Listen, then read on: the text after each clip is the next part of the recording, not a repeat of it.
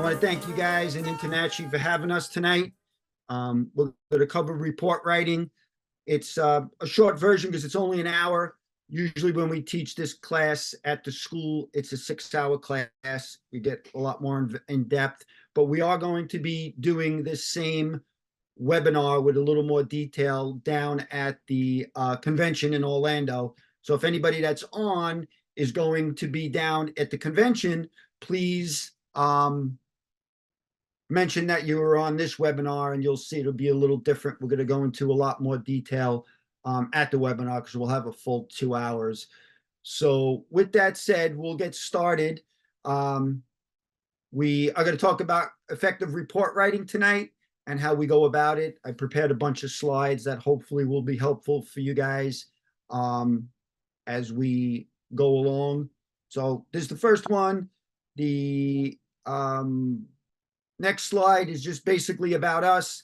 AJ said do a little introduction. We are a family-owned and operated business. Those are my two sons as well as myself. I have a background in electrical and mechanical engineering. Obviously, you guys can read it. I'm an InterNACHI certified master inspector as well as a CPI. We're licensed termite inspectors in the state of New York as well. And I do teach the course to new inspectors in New York coming on board to get their license. Here in New York, we have to do 100 classroom hours as well as 40 field hours. I know each state is different. Some states don't even require a license, but here in New York, we do. So that's just a little background on us. And obviously, we do continuing ed as well. It's required in New York State for active inspectors. And I do a lot of mentoring with new inspectors as well as folks that have questions, and I always make myself available. Same with you guys. As my information comes up, feel free to reach out to me anytime I could be of help in any way in the industry. I enjoy helping people out. So basically, we're going to start off tonight with the introduction standards of practice. So basically what you want to do is follow pretty much, if you're familiar with the InterNACHI standards of practice or your state standards of practice, you can follow one of them, but you need to follow a standards of practice. And that's just a quick definition of scope of work. A home inspection is a non-invasive visual inspection of accessible areas. We're going to get into more detail as to how to document if you don't have proper access to certain things. So we'll see as we go along, but that's a quick definition. Again, I highly recommend reading and following the SOPs. InterNACHI has a great standards of practice on the website, so I would definitely get familiar with that. Material defects, that's basically what we're looking for. It specifies an issue with a system or a component. Again, we're talking about a residential inspection, so that's basically dealing with the property that'll have an adverse impact on the value of the property as well as safety. So those are always things that we have to be concerned about. The definition of the home inspection, a home inspection report basically is saying it's going to be in a written format. It's going to specify the defects, the systems, the components defined by the standards of practice. As we just spoke about, you want to follow the standards of practice and document all your stuff on your report as you write it. So limitations, again, if you can't access something, if you can't get to something, document it. Definitely put a picture in there. I was going to pull up one of the reports, but for some reason I'm having difficulty pulling it up to show you what an actual report looks like. If you guys go to my website, there's a sample report on there with everything we're talking about. You'll see specifically what we're talking about, how we do it when we write our report. So it's important to document your limitations and exclusions, and in your standards of, I put in the standards of practice, which again, this is all coming from the SOPs through InterNACHI. Standards of practice, you're going to inspect the roof, the exterior, the structure, the heating, et cetera, et cetera. So with that said, I wanted to talk about what your clients are going to expect from an inspection report. And it's very important that everything be relevant and you have clarity as to what you're documenting in your report. Also, when we're doing the inspection, we're talking to the clients and verbalizing. So you want there to be a parallel between what you're talking about and what you're putting in the report. That's what number 2 is: sound advice and no surprises. You don't want to say something and not include it in the report, and vice versa. Pictures, simple. Pictures are worth 1,000 words. Take that picture, put it in your report. You can, any software, if you, and one of the questions me and AJ were talking about was, I wanted to find out how many people are actually delivering a computer generated report versus, I know there's still some guys out there that are using the carbon copies, just check boxes, that type of thing. So it was one of the survey questions that we were going to ask. I don't know if we were able to get that up and running, but just out of curiosity, I was curious to see what everybody, how they deliver their reports, and how they, are they using software or the old fashioned way. Back in the day, we used to just use carbon copy and rip it off and give it to them. No pictures, nothing. Goes back prehistoric times. But what you want to do with your client is you want them to have the ability to make a decision in the shortest period of time. If you folks are out there doing inspections, you know the real it is, want that report ASAP. And I wanted to talk about, and that was one of the other polls I wanted to find out, who delivers their reports on site, or they deliver it that night, or 24 hours, 48 hours. Just curious as to what everybody does and how they deliver their reports to the clients on site, 24 hours, or that evening. Me personally, I like to go home, digest the inspection, go through the report, make my corrections, because as you know, when you're in the field, sometimes pictures come upside down, sideways. So you want it to be looking good when you deliver it. Us as inspectors, we always want to know what's the easiest way when you're on site to generate a report. So if you're using software, there's a lot of different softwares out there. You have mobile apps. Ben has done quite a few videos where he's actually doing inspection on his mobile app. You gather all the data, you take your pictures. Really helpful in generating the report like that. As a matter of fact, I think AJ is going to try to come up in the spring, and we're going to go out and do a couple of more videos in actually writing reports and doing that kind of stuff on site. So templates, you could customize templates. Again, kind of going to go through this stuff quick because we only have an hour. We're going to go into a little more detail down at the convention. Or if anybody has questions regarding anything I'm talking about, you could reach out to me. In the mobile app, there's a note section. You could put notes in, just like as if you were handwriting it, that you can reiterate in your report if you're doing a computer generated report. Easy to navigate in the mobile app. Again, this is all generating your report on site through your mobile app. Hey, The Rob. other thing is, yes.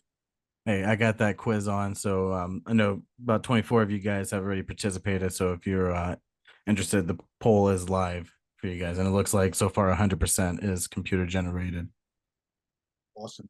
Mark Awesome. also just asked if we offer, do you offer downloadable templates for reference? Do I? I think so. I'm Do you? sorry, AJ, I couldn't. He asked if you offer downloadable templates for reference. I can work on that. I can share some of my templates that we do, but it's also specific to the area you're in. So if you're down in the southeast and we're up here in the northeast, it's a little different, but we could definitely talk about, reach out to me. best way is you'll have my information. AJ will share it with you. I could definitely help you guys out with that. No worries at all. So basically, AJ, 100% computer generated. 100% so far is computer generated, 25 people. Yep. We have a couple of folks when I teach the course and we're doing CE classes. There's a few guys out there that are still doing the triplicate carbon copy. I know that's way before your time, AJ. You're way too young to know about that. But these guys want to know why they're not busy. So it doesn't make sense. But they're old school. Not to say I'm not, but you got to grow with the times. So yes, whoever asks about the templates, reach out to me. I'll be more than glad to help you guys out. Also in the mobile app, there's reminders as to what your standards of practice of what you have to comment on. So as you're going in the mobile app, it'll give you a reminder for all the systems and the stuff that you have to document on the inspection.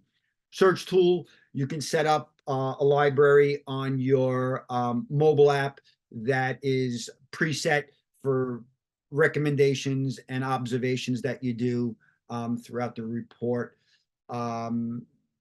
Yeah, systems and recommendations can be preset, pretty much what we just spoke about.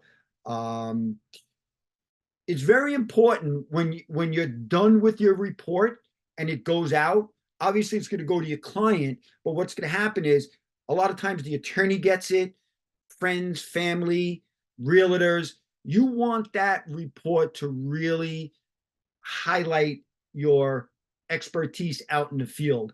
And that's the last thing that people really see is that report. So I'm very OCD with my report. I make sure it goes out, spell check, all of that stuff, because my feeling is if you misspell a word, even though it's an honest mistake, sometimes people will question your capability, which it's crazy, but it's happened. So pretty much it's like I always compare it to, you go out for a nice meal and the dessert is so, it leaves a little bad taste in your mouth about the meal. So our report is the dessert at the end of the meal, and we want it to be really the best. So why we write a report? We just talked about it. Document what you find on your inspections. And I picked these things out because these are things that up here in the Northeast, we deal with, buried oil tanks. So there's certain things that you don't want to miss: asbestos, termites, anything safety.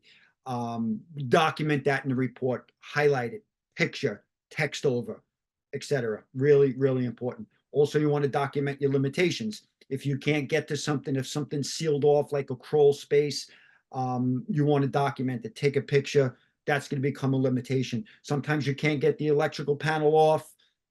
I know some areas you don't have to take the panel off, but that's another topic of conversation. To me, that's a safety issue. You take panel covers off, and there's a lot of things going on in there that can be concerning. Hey, Rob. Again, provide. Yes. Hey, Rob. Mark is curious if you have any preferences for our report writing programs. There's so many out there. What I tell people to do is to go and get a trial period. So all of these software report writing companies will give you a trial period. I highly recommend using it and seeing what fits best for you. Get the report writing software and inspect your own house. Use different report writing software and use your house as a sample, because you don't want to go out and use that on an inspection you're not familiar with it. You want to be 100% familiar with using the report writing software in the field. It does tend to slow you down a little bit because you're putting data in, but it helps you on the report writing end of your assignment when you deliver that report. So it's a trade-off. We personally go out with 2 inspectors when we're on site, so it gives us more of an ability to enter a lot more data in on the report and not slow us down. So me and Christopher, and we have 4 other folks that work with us. Again, we always go out in teams of 2, which is another topic of conversation. I think we could do a nice webinar on that, AJ. The benefits of the team inspection, and that would be another good poll to find out that how many people actually do a two-person inspection team or solo. So I think that's something that we can look into, and I'm always curious to find out how people go about their inspections and the procedure. Just basically what we were talking about in the beginning, how to write a report. The format, you can do checklists, narrative, combination. When you're using the software, you pretty much combination. It's a checklist, it's narrative, typed, generated, or handwritten. Again, old school. And one of the questions was report writing software. That's different types, styles, and cost. So you would really try them and see how supportive the software writing company is, for you as you move along. So not only you look at cost, you look at style, how easy it is to use. You also want to make sure that you got good support, that if you get jammed up, even on an inspection when you're using it, that you could reach out to somebody and get those questions answered, relatively quick. Again, we kind of jumped the gun, single inspector versus multi inspectors out there. Again, I'd love feedback. I would love to hear on that. I don't know if AJ can throw a quick poll up on that, but we can weigh in on that and see. I'm very curious about that. When you're writing the report, it's very, very important to follow this process. You want to describe what it is. You want to determine what's wrong.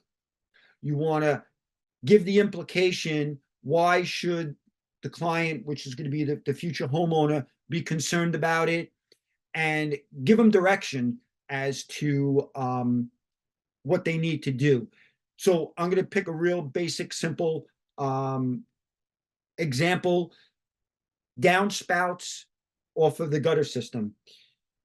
We all know as inspectors that a good percentage of water in a basement or a crawl space comes from not only the negative sloping, the grading, but those downspouts. So a perfect example would be, describe what it is. Gutters, downspouts need to be extended away from the foundation. And what's wrong with it? It's not far enough away from the foundation. And we just talked about the implication. You have to put that in the report. Possible water in the basement or crawl space, and then direct, that's going to be the course of action, as simple as just extending the gutters away from the house. That's just a generic sample of what we're trying to talk about with the DDID approach to report writing. Legal considerations for report writing, pre-inspection agreement. And again, AJ, I apologize. These were the polls that I wanted to do with everybody to find out. Pre-inspection agreements, very, very important. I'm always curious how people send it out. Some people bring a hard copy to the inspection. They have their client sign it there. Not a firm believer of that.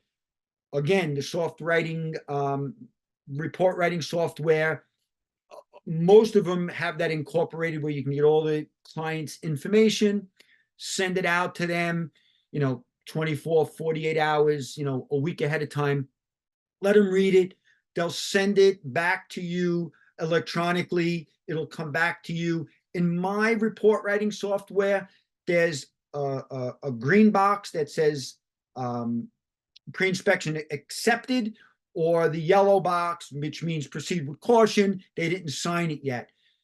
There's no inspector that should show up on an inspection without the pre-inspection signed. It's very, very important, because your insurance, if you're carrying E&O, it might not cover you if you don't have this, pre-inspection signed prior to the inspection. I know there's a lot of people out there, some people still do it, they have the client sign it on site. If you have a multi-page document for your pre-inspection, it's pretty difficult for somebody to read that on site and understand it and digest it. So something to think about as you move forward. Talked about hard copy on site. What should the pre-inspection include? Should include the cost, limitation, scope of work, and the SOP that you're following.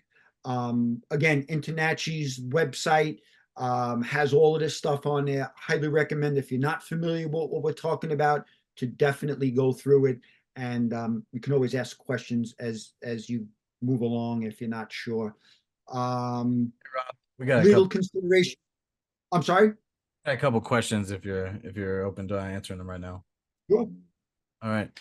So if you're able to answer this one, in California, I heard that the homeowner needs to give permission to open the electrical panel. Is there any truth to that? I'm not 100% sure about that. It's a good question. I've never come across it in New York State because that's part of my SOP. I open up the panel because, as far as I'm concerned, electric is one of the main safety issues in the house. Like I tell my clients, nobody gets hurt from a plumbing leak, but people die from electric. So it's my job to take that panel off. And if there's inspectors out there, we could talk about 50 different deficiencies when you take that panel cover off that's inside. So that's a good question. You have to check with your SOP. And basically the real estate that's involved in California. I would love to know that answer. That AJ, did you say the seller has to give permission to open up the panel? The homeowner needs permission to open an electrical panel. The Yeah, homeowner needs to give. here in California, I heard that the homeowner needs to give permission to open an electrical panel. Is there any truth? Okay, well, I believe that would be clearly stated in the SOPs, right, AJ? I think so. Yeah, to go back. California. Great question, and I'd love to know the answer to that. I know in New York State we don't have to get permission, and anybody else that's in a different state, just throw in the chat box what the feedback is in the different states that you guys inspect at. Yep, there's a couple comments here in BC. We can open distribution panels, only not disconnect cover, and can't open any covers on 400 amp. So there's a couple comments in the Q&A. Chris also has a question. What is your opinion on report writing past tense versus present?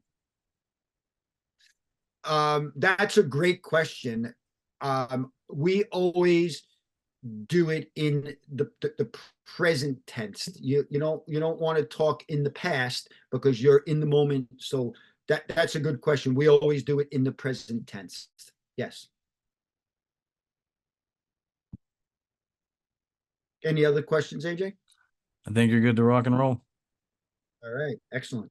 So the non-disclosure, you as an inspector, and again, I'm talking New York State. I think this is pretty much standard throughout the industry. Your client, you'll see the next slide. Your client is the person that basically signs that pre-inspection agreement.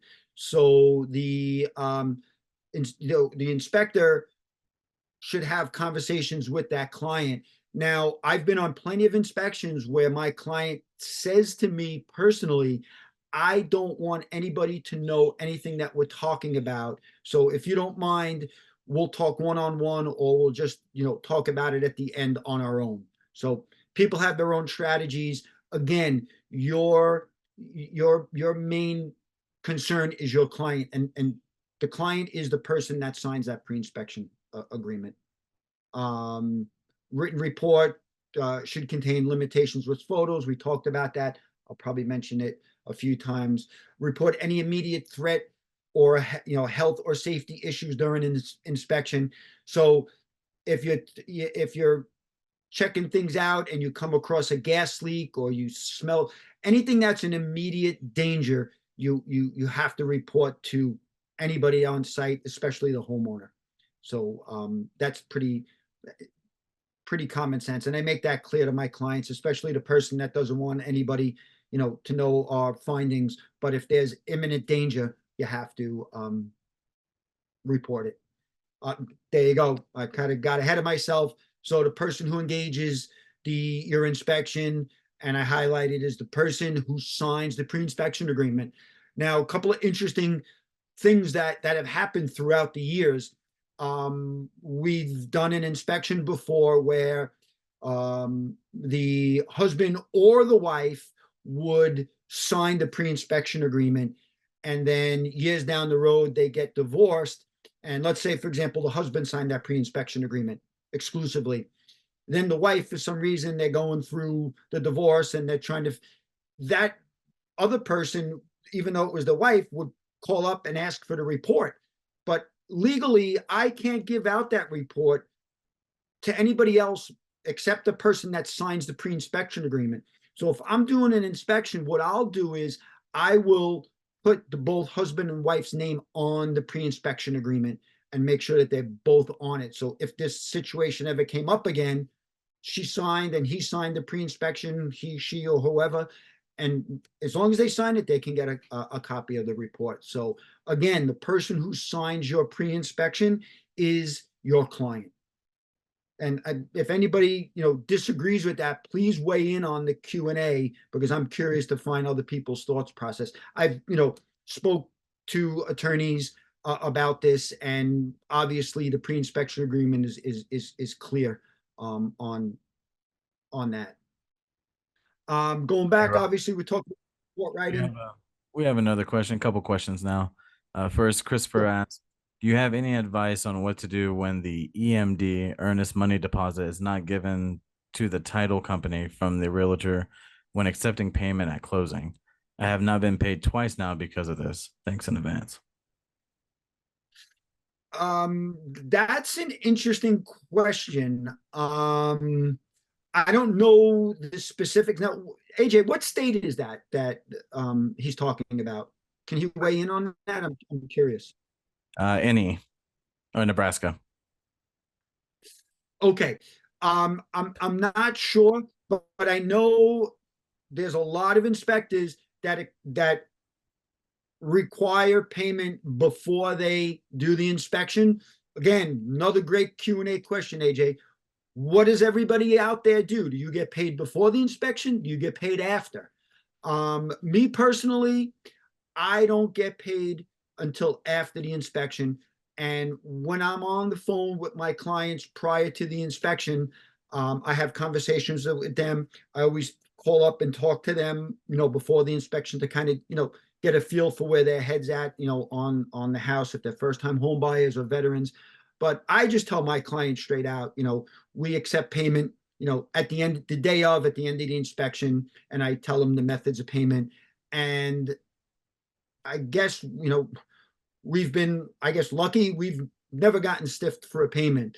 So that's something, if you're not comfortable with, you can ask for payment prior to. It's a preference as to how you go about, running your business. So with me, at the end of the day, people are happy. They're actually happy to pay us. And it's so funny. We did an inspection today, and the lady actually tipped Christopher on top of, after she paid us, she actually gave him a tip, which was very generous and nice. So we normally, I can honestly say we never have that problem. So I don't know if it's just dumb luck or what, but yeah, you can request payment prior to. Going back, layout of the Yeah, we report, have you a couple basically put a, questions. okay. You start going off. Mark asks, what if the client has a third party attend the inspection? Can you discuss findings? They, if I would have the conversation with that individual. In other words, there's a lot of times we'll do an inspection, the buyer will sign the pre-inspection, and he'll tell me that his dad's going to be, or his uncle, or whoever's going to be on the inspection. They're not going to be there, but you communicate that with a text or an email. I would document it to make sure that you got all the bases covered. And we do the same thing when we're on an inspection. If for some reason the seller of the house doesn't want us to do something that is going against our SOP. For example, I don't want you to take the electrical panel cover off. Okay, if the seller's telling you not to do it, then you can't do it. But I have them document it. I'll have the real estate agent or that person text and will document that they didn't want us to take it off for whatever reason. We normally don't come across those situations, but anytime that you have that conflict, always get some kind of documentation. But yes, if my client signed the pre-inspection and someone else was going to have, and they gave permission to do that, same thing with the report. They signed the pre-inspection. A lot of times they'll say, oh, can you send my attorney the report? I'll make sure, just shoot me an email saying you give me permission to send it out. Realtor, uncle, whoever it is, family member, I always just get it documented saying, yeah, Rob, can you please send the report to so-and-so? So that's just again, make sure you get everything documented. Then as far as the content of the report, basically these are the areas that you're going to be inspecting and commenting on. So again, refer back to the SOPs. It breaks it down. Really, if you read it, it'll tell you what you should do, what you don't have to do. So be very, very familiar with that. And then like number 10, it gets broken down, interior, it can go into rooms, kitchens, bathrooms. So that's just the general connotation on the systems that you're going to inspect and comment on in your report writing. Layout, the 10 components of the body of the report. We talked a little bit earlier about that. Scope, description, condition evaluation of it, cause and condition, implication. I'll go back to the downspouts not being extended away from the house, because that's a good, easy visual to understand. You're going to wind up having water, getting into the crawl space or on the foundation over time. Recommended action limitation. 8, 9, and 10, if you notice, it's highlighted a little differently. We're not required to do it, but I do know inspectors that do include these in their reports. Again, it's preference. If you want to put life expectancy, I put in priorities because what might be a priority to you and I as inspectors might not be a priority to the homeowner. So again, those are things that are subjective to whether you're going to include them in the report or not. Pretty straightforward. Layout and content, again, it goes back to the DDID. I just put it in a different format. For every defect, you should have what the item is, what the problem is, what the implication. Location is very important on your report, because a lot of times you're taking the picture and you might not have a good reference as to the location of the house. So you want to make sure that you state the location. Now, another topic of conversation, I know people put in north, south, east, west. A lot of times people aren't orientated to that. So refer front, back, left, right. That's the way I do it. I don't want my client to be walking around with a compass. Where's the north, south, east, west part of the house? So that's, again, all personal preference, how you want to reference it. But location is important. Recommended action, usually if it's like the downspouts, that's an easy thing. You do it yourself, or the client can do it themselves by, go to Home Depot and just extend the gutters away. When I say recommended action, if it's above and beyond a simple thing like that for a homeowner to do, if we're talking about electric, then the recommended action, if it's something to do with the panel or something serious that you really can't do yourself, obviously you recommend either further evaluation or state the repair that if the breakers are rusted or the panel inside is rusted, that it's rusted, it's got to be changed. And whenever I do a recommended action, I always suggest to my clients to use a licensed and insured electrician, plumber, roofer, anything like that. It always states in the report, licensed and insured. You don't just want to do, a handyman doing the electrical work for you. Not good. So always recommend to your clients, the professionals, that they be licensed and insured. And in a time frame, of course, if it's an electrical concern, that's more of a an immediate type of thing that needs to be done. Downspouts, I like to use the terminology as soon as practical on certain things that aren't required to be taken care of right away, like something of electric or an active plumbing leak. That's an immediate repair. State specific lift, state what your limitations are when you're on site. For example, if you I'm not gonna use the roof as an example because you don't have to walk the roof. Some people do, but if you can't get into a crawl space, just document it that you can't get in there, or certain things if you can't get to that is part of your SOP. Definitely document it with a picture and an explanation in your report. Organization of the report. Again, great question. How many people include summary sections to their report? There's so many different angles on that. Some people I hate putting a summary in there because then my client only reads the summary, doesn't read the whole thing. Do you put the summary in the beginning? Do you put the summary at the end? It's all preference, and it's topics of conversation that you can, have with people and pick their brains and find out, why they do it, and then you learn from other people. Like I put my summary section in, I put it in the beginning. I do not include pictures because it seems redundant, but I state it in there. But though that summary section will show up in the body of the report with pictures and text overs. I like to put the most expensive and safety issues first. That goes into my summary section. When we write reports, there's three areas of concentration that we have to comment on: recommendations, and we talk, totally about limitations, and general info. You have to describe, what kind of roof you have, electrical, you got to tell them how many amps. That's your general information.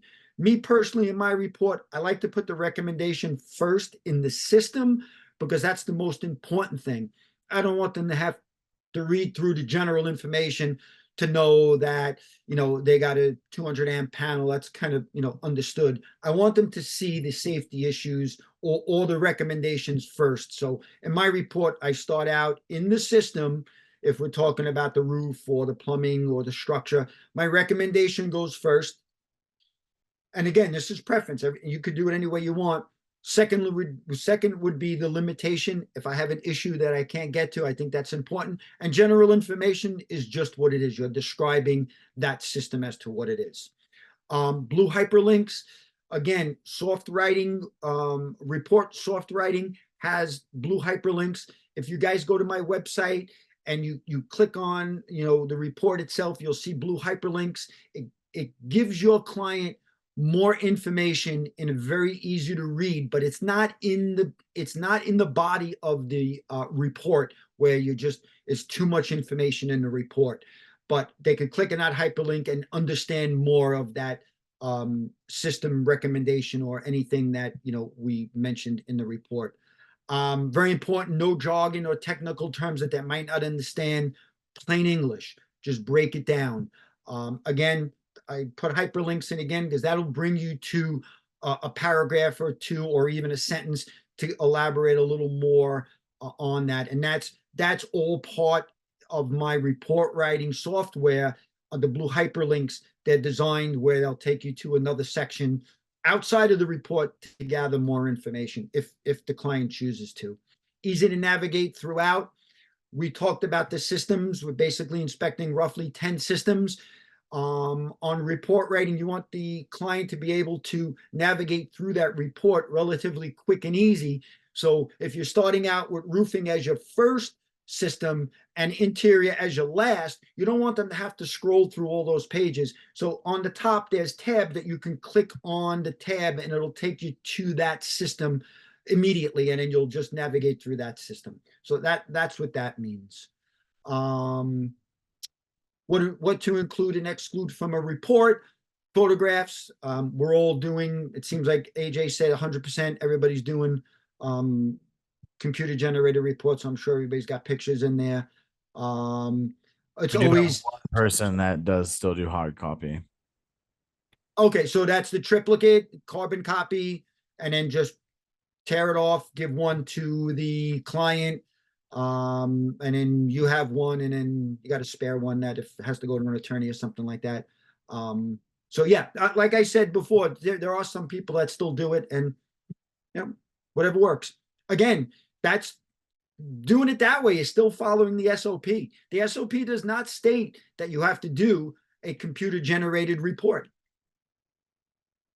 So again, the SOP, again, we're going back to it, understand it, read it, and then it's going to help you develop your report as you navigate through.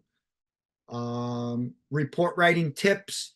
We spoke about that. You know, good writing in a concise, do not add unnecessary details and create confusion. Um, I always like when we're on an inspection, myself and Christopher, I like to show the clients everything. And when they read the report, I want that to be the second time they see that whatever it is, a deficiency, a recommendation, an understanding of it. So, you know, we take our time to make sure that the client sees the information in real time.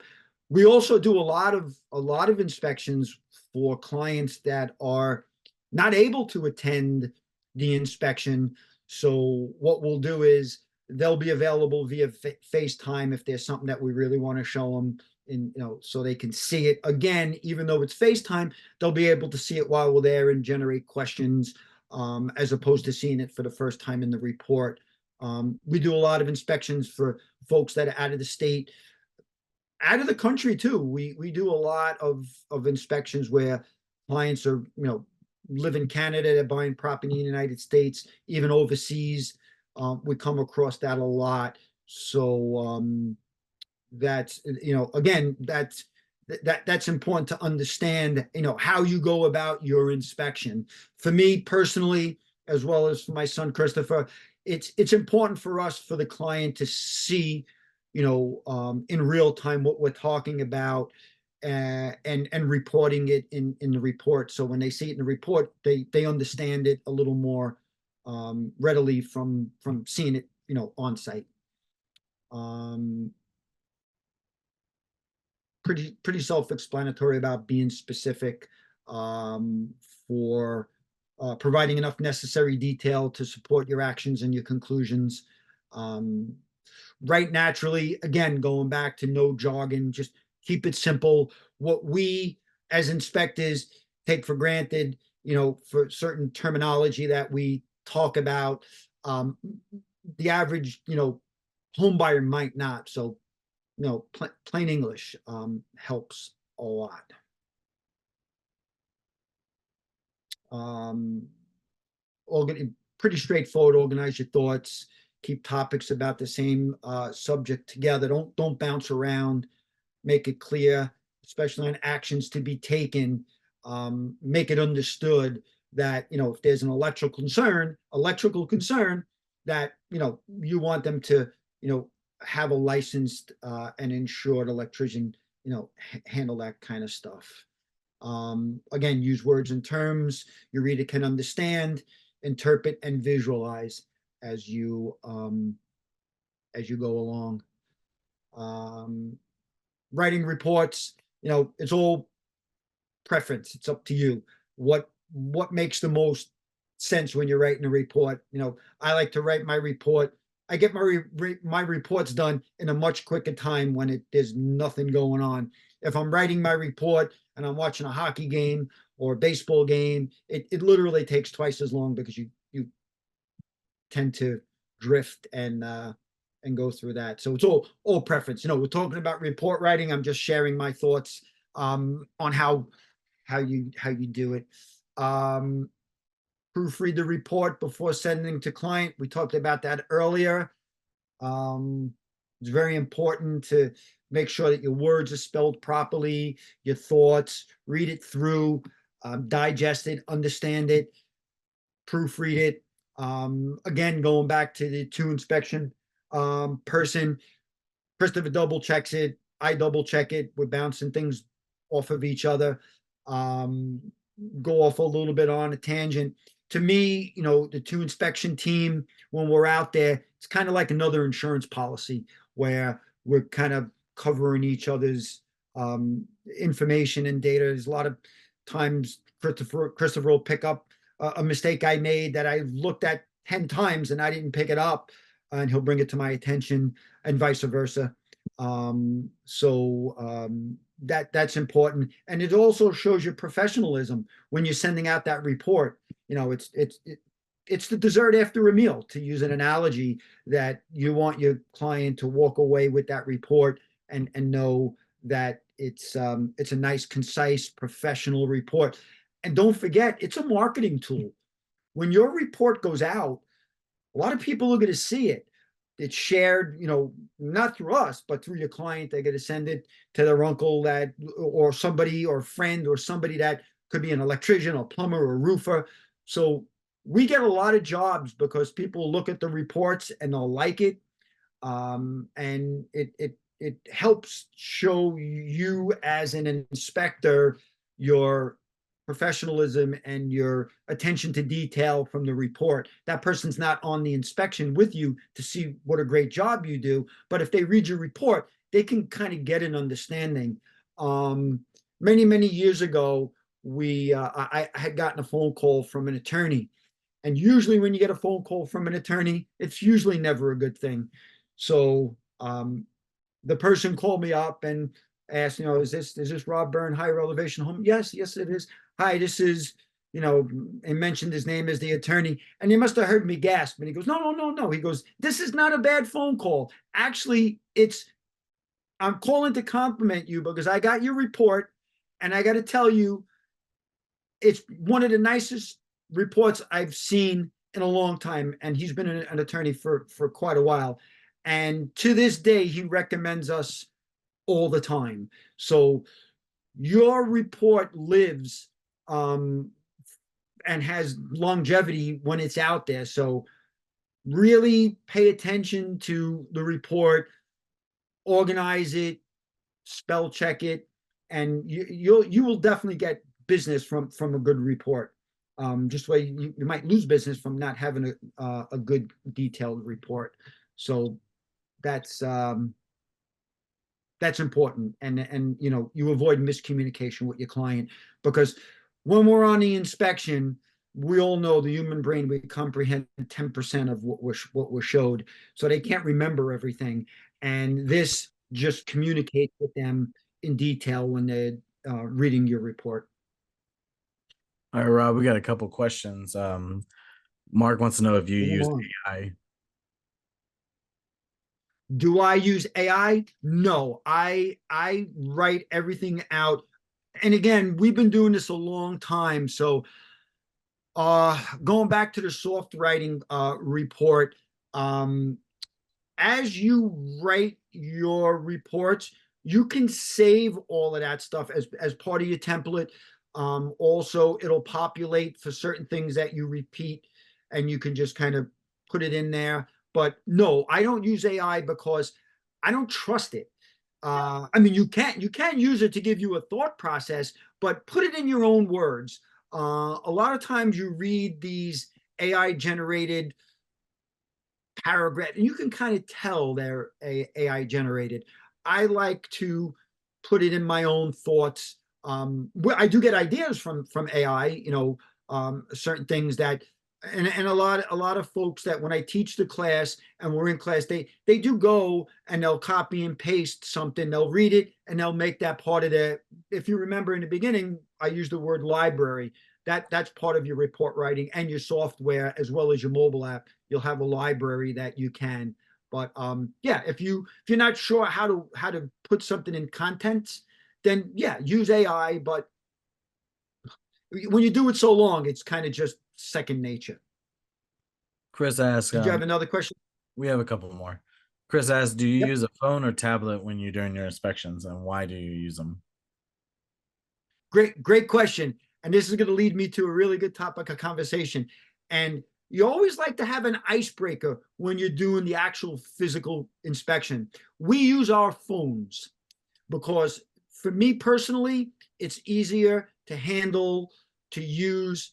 And it's funny when we're on site and people have what they call their driveway speech or whatever. You kind of prepping your clients, and usually the realtors listening, there's people listening, and I joke around and I say, you're going to see us, on our phones. Trust me, Christopher's not texting his girlfriend. I'm not texting my wife. We're actually putting data in it, and you'll be surprised that sometimes people, if you have your phone, they think you might be texting. So again, that's a great question. Obviously, if you're on a tablet, then people know it's kind of work related, but we do use our phones for the software, because I find that if I'm going into a crawl space, I can take my phone and just stick it in my pocket versus a tablet that is hard to navigate. We walk roofs when we do inspections, so it's easier to put the phone in your back pocket as opposed to holding a tablet. But if you guys watch, Jim Crum do some of his videos, he has a tablet. He, swings around his shoulder like a sling, and he's up and out, doing it on his tablet, which it's all preference. So to answer the question, we use our phones. And while you're using that, what kind of software are you using, Rob? We use Horizon report writing software. And there's a ton of them out there. I would highly recommend getting trial samples of report writing software from different companies and see what works best for you as the individual.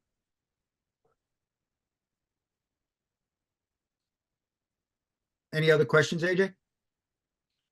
Not so far. Nope. I think that's it for right now. Excellent. All right. How we doing on time? We're good?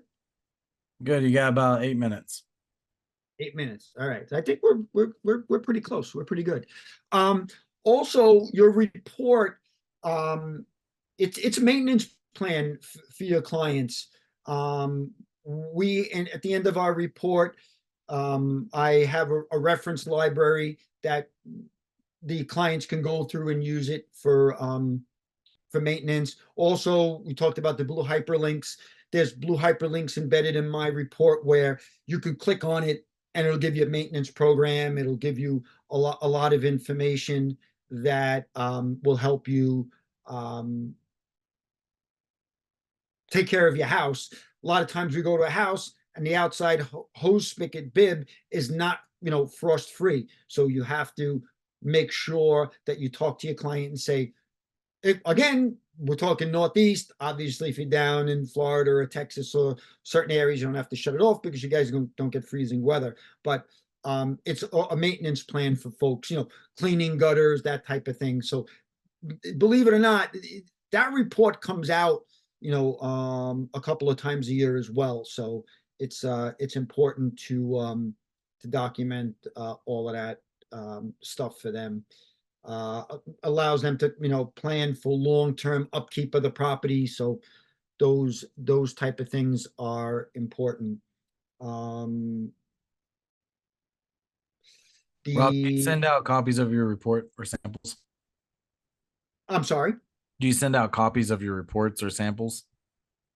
If people want, you can't share that information.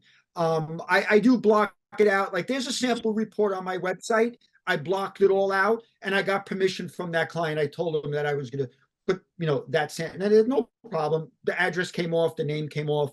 So if you go to the website, you'll see a sample report on there. And if anybody has a website, highly recommend putting a sample report on the website so folks can see, your product. You want to showcase yourself to share that with them. HUD asked, Um, HUD says he's located in Brooklyn, New York, and needs to complete CE to renew his license. What part of New York are you located, Rob? we're in Long Island. And what was the person's name? HUD Malik. Okay. Yeah, no, that's great. Just AJ, let them know to reach out to me personally. I can connect them with the school where I teach. New York State approved. I'll give him Bill's number. He could reach out to Bill and set up, continuing ed. Now, I don't know about the other states, but in New York, we need uh 24 hours of CE credits every 2 years. And I know different states, some states aren't, you don't even need a license, but that's make sure that person knows to get his continuing ed credits. That's really important in New York State. He has your email. Excellent, excellent. Um, Again, the inspection and the report allows for our clients to make an informed decision, because I know it's cliche, you hear it all the time. It's the biggest investment that they're making probably in their lifetime. So you want them to be informed. Again, first time home buyers, they're deer in the headlights. They're overwhelmed with what's going on the inspection. So when they get the report, it's easy for them to digest and understand it. And I always tell my clients, feel free to reach out to me after the inspection if you have any questions regarding the report. And usually they'll text me, or they'll set up a time. I'll jump on a phone call with them. We're always driving between inspections, so I always thank them and tell them, say, oh, thanks for keeping me company as we're driving between inspections. And again, icebreakers, and that's how you build your client relationships and stuff like that. So it's important. To recap, and we're spot on, AJ. I can't believe this. This is like, I think this is like the last slide. This is great. So you could see how Jimmy did a great job, right, AJ? Great job. Yeah, right. I mean, when it comes to this, I'm out. This is not my wheelhouse. So I have a friend of mine that put this PowerPoint presentation together off of my handwritten notes. But again, to recap, we talked about introduction to the standards of practice. Get familiar with the SOPs. InterNACHI has it, on the website. I mentioned that a few times. Great source of reference. We talked about what clients want in a report, what do inspectors want in report writing software. I know we navigated through that a little bit. You have to see what works best for you, and really drill down to if you're going to do a mobile app, to really understand and how to do it. We talked about why we write a report. It's important for your clients. Limitations. I know a lot of people like to use that CYA word. I don't like using it. I just tell people, do your job. Listen, a limitation is a limitation. You have to state it, but just do your job. A lot of people are like, oh, CYA, and everybody knows what that stands for. Just do your job. Don't hide behind limitations and, oh, I didn't feel like moving, a couple of empty boxes to get to the electrical panel, or whatever. I know some areas you don't open up the electrical panel, but just make a conscious effort. Let your clients see you, doing your job, and you'll be surprised. People see you, going out of your way, getting into that crawl space, doing things, and they respect you for doing that, as opposed to the inspector that just kind of just running around and trying to get done as fast as possible. And I'm I'm not we're not from that. We talked about how to write a report, the legal considerations, what the legal considerations are. We went over that. We talked about who is the client, layout and content, report organization. That's important. What to include, what to exclude, and report writing tips. Pretty straightforward. Easy topic. Anybody that's in the webinar tonight, is anybody going to be down in Orlando for the convention? And if you are, I would love to personally meet you. Come up to me. I believe I'm doing Saturday afternoon if you're on the webinar and you're down in Orlando, please come up and say hi and introduce yourself. Love to put a face with hopefully some of the questions and chats that we spoke about. But there we go. Feedback. That's my information. That's my personal cell phone. If anybody wants to shoot me a text to have a question, that's my personal email. Pretty straightforward. And